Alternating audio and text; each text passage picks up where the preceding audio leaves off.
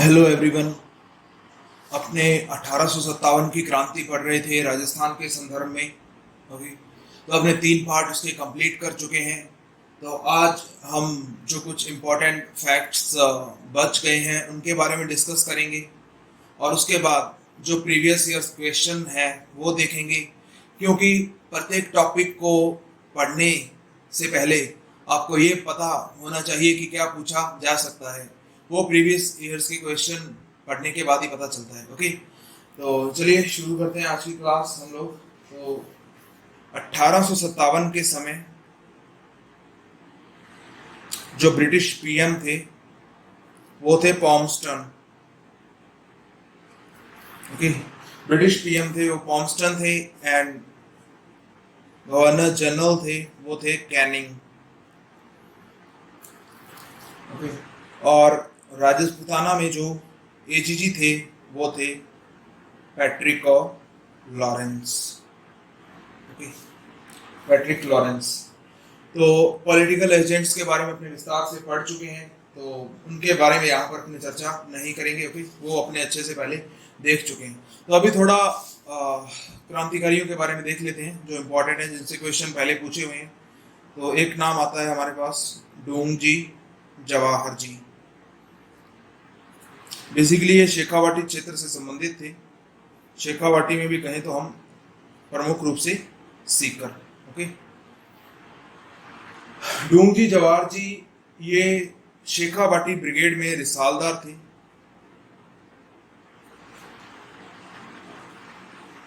Shekhawati brigade में क्या थे? रिसालदार थे। कौन? डोंगजी। ओके, बाद में इन्होंने क्या किया कि नौकरी छोड़ दी। ओके, और नौकरी छोड़कर ये जो है क्रांतिकारियों के लिए, या हम कहें देश की आज़ादी के लिए क्या इकट्ठा करने लग गए? धन इकट्ठा करने लग गए। ओके, तो इसके लिए इन्होंने डाके भी डाले, अंग्रेजी छावनियों को भी लूटा। ओके, क्योंकि ये क्रांतिकारियों की आर्थिक रूप से मदद करने के लिए जो है धन को एकत्रित करते थे। ओके, तो इनका महत्वपूर्ण योगदान है डोंगजी जवाहर जी। अब तक जो क्वेश्चन पूछा गया है वो यही पूछा गया है कि डोंगजी जवाहर जी का संबंध किस क्षेत्र विशेष से है। तो यदि शेखावाटी ऑप्शन में देके पूछ ले तो शेखावाटी टिक कर देंगे, नहीं तो सीकर टिक कर देंगे। ओके, उसके बाद जो नाम आता है वो है अमरचंद भाटिया। ओके, अमरचंद भाटिया नाम आता है। ओके, बीकानेर राजस्थान के, इनको मंगल पांडे की संज्ञा दी जाती है। राजस्थान का मंगल पांडे, क्योंकि मंगल पांडे जो 1857 की क्रांति में प्रथम शहीद थे। ओके, तो उसी तरह राजस्थान से वो व्यक्तित्व जिनको फांसी की सजा हुई, ओके, प्रथम व्यक्तित्व जिनको फांसी की सजा हुई 1857 की क्रांति में, तो वो कौन थे? अमरचंद भाटिया। इनको फांसी की सजा क्यों हुई? क्योंकि इन्होंने झांसी की रानी लक्ष्मीबाई की क्या की थी? आर्थिक सहायता की थी। ओके, इसीलिए ही इन्हें राजस्थान में 1857 की क्रांति का भामाशाह उपनाम से भी संबोधित किया जाता है। ओके, यहाँ पर आप एक फैक्ट और ध्यान में रखोगे क्या? यदि आपसे 1857 की क्रांति का भामाशाह पूछे तो है अमरचंद भाटिया, लेकिन यदि वो आपसे स्वतंत्रता संग्राम का भामाशाह पूछ ले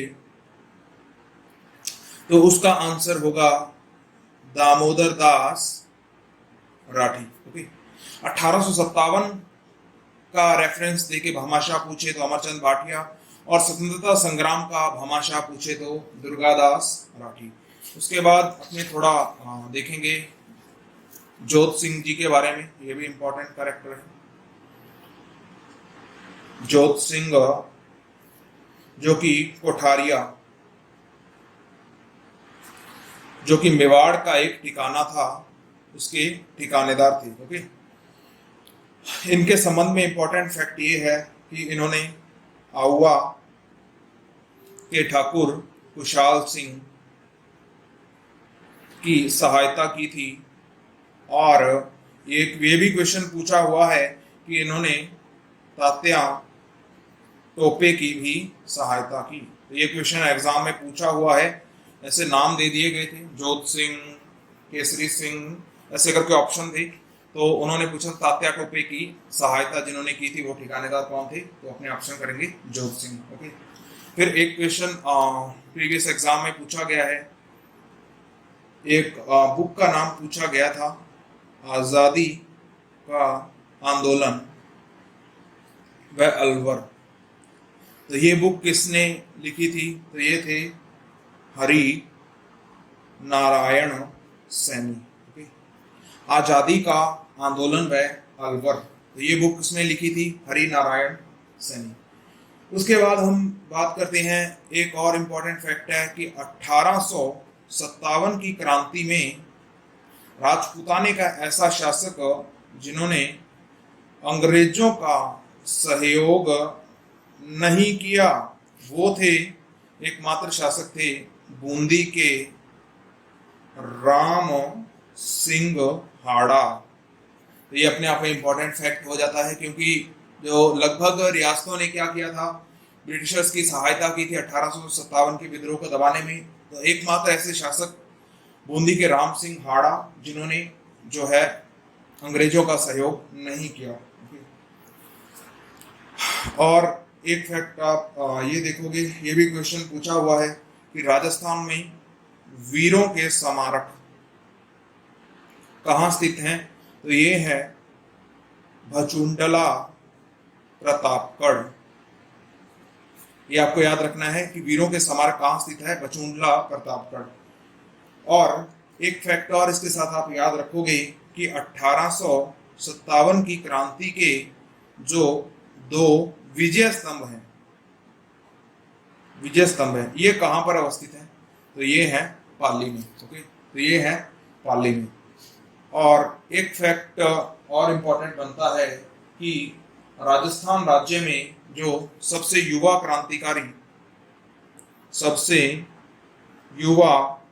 क्रांतिकारी जिनको की फांसी दी गई, ओके, तो राज्य में सबसे युवा क्रांतिकारी जो शहीद हुए थे उनका नाम याद रखना है हेमू कलानी, और इनको टोंक में फांसी दी गई। ओके, तो एक बार अपने थोड़ा और देख लेते हैं कि 1857 की क्रांति के समय पीएम थे पॉम्स्टन, गवर्नर जनरल थे कैनिंग, एजीजी थे Patrick Lawrence. Okay, Dungji, Jawahar ji, ये शेखावटी सीकर क्षेत्र में सक्रिय थे।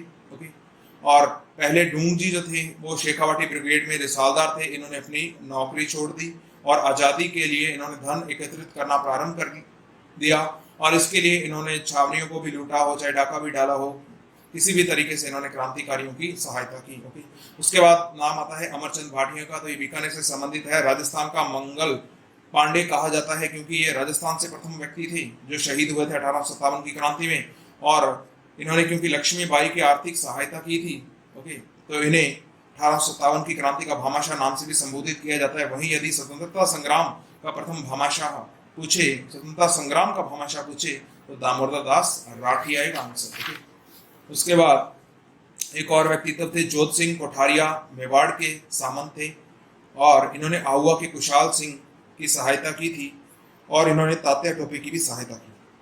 ये क्वेश्चन पूछा जा चुका है। और एक बुक है आजादी का आंदोलन व अलवर, तो ये लिखी थी हरि नारायण सैनी ने, और 1857 की क्रांति में अंग्रेजों का जो सहयोग है वो नहीं करने वाला एकमात्र राजपूताना का शासक बूंदी का राम सिंह हाड़ा। वीरों के स्मारक स्थित हैं भचुंडला प्रतापगढ़ में, और 1857 की क्रांति के दो विजय स्तंभ स्थित हैं पाली में।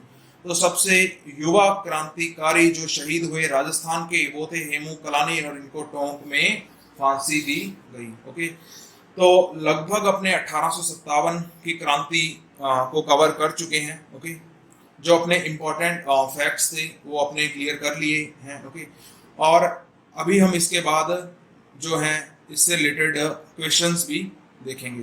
ठीक है, 1857 की क्रांति से संबंधित जो भी प्रीवियस ईयर के क्वेश्चंस हैं हम उनको सॉल्व करेंगे। ओके, तो 1857 की क्रांति अपने ये क्वेश्चंस का डिस्कस करने के बाद कंप्लीट हो जाएगी। ओके, तो अभी अपना टॉपिक लगभग कंप्लीट हो चुका है। तो अभी अपने प्रीवियस ईयर्स क्वेश्चन देखेंगे कि किस तरह के क्वेश्चन इस टॉपिक से पूछे गए हैं। तो एक उद्योग प्रसार अधिकारी का एग्जाम हुआ था 2018 में। ओके, इसमें पूछा गया था अंग्रेजों से संधि करने वाला राजस्थान का प्रथम राज्य। तो ये अपने पढ़ चुके हैं कि यदि सीधा पूछे कि अंग्रेजों से संधि करने वाली प्रथम रियासत या राज्य कौन थी, तो वो अपने देखा था भरतपुर के रणजीत सिंह थे, जिन्होंने सितंबर 1803 में अंग्रेजों से संधियां की थी। ओके, और यदि उसी में विस्तृत और व्यापक या आक्रामक व रक्षात्मक नाम जोड़ दे तो नाम आएगा अलवर का। ओके, यानी वैसे तो भरतपुर है,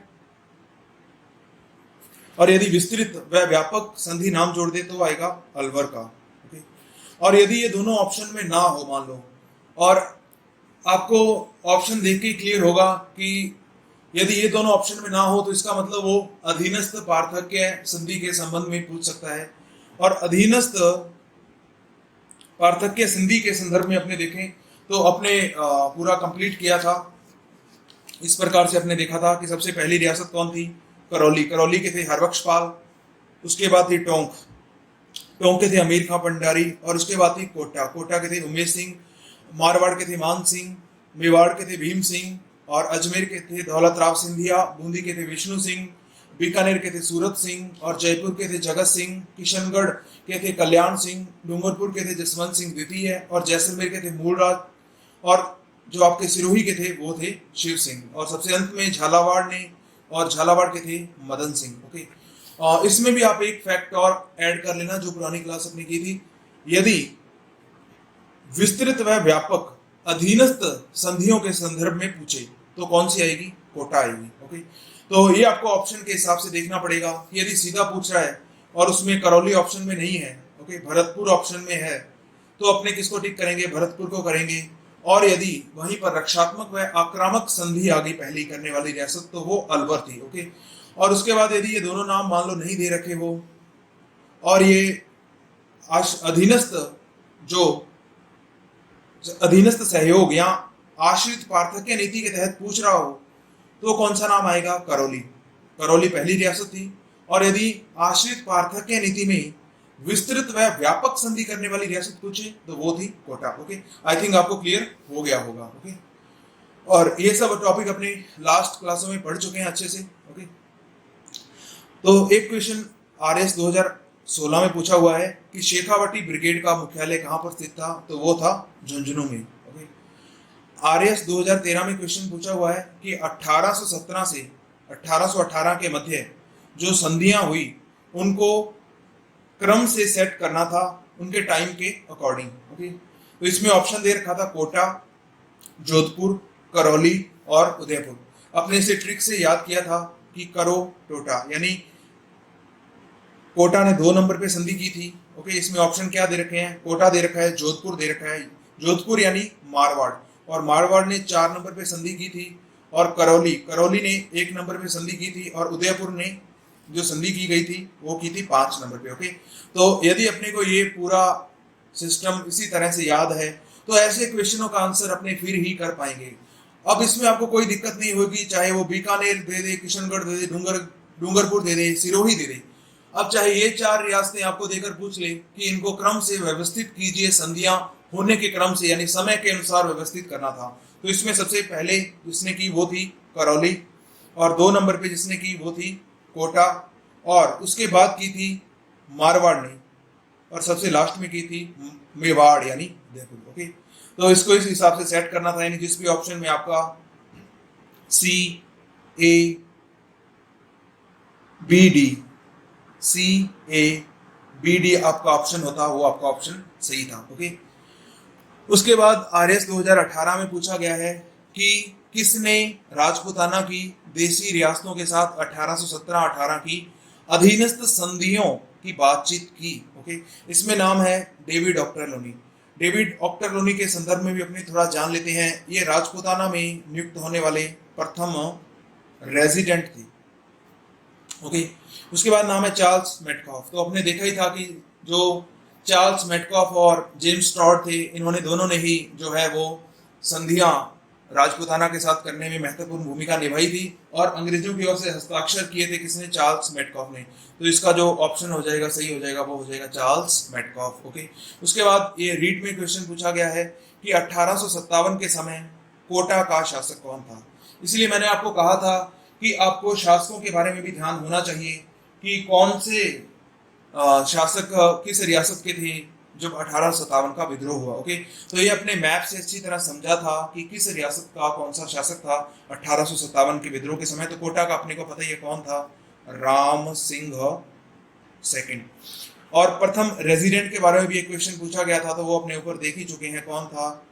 डेविड ऑक्टरलोनी। ओके, तो आपको जो भी टॉपिक सॉल्व करना है उसके बाद आपको प्रीवियस ईयर्स के क्वेश्चन जरूर सॉल्व करके देखने हैं, क्योंकि उसके बिना आपको पता नहीं चलेगा कि क्या चीज पढ़ने वाली है, क्या चीज छोड़ने वाली है।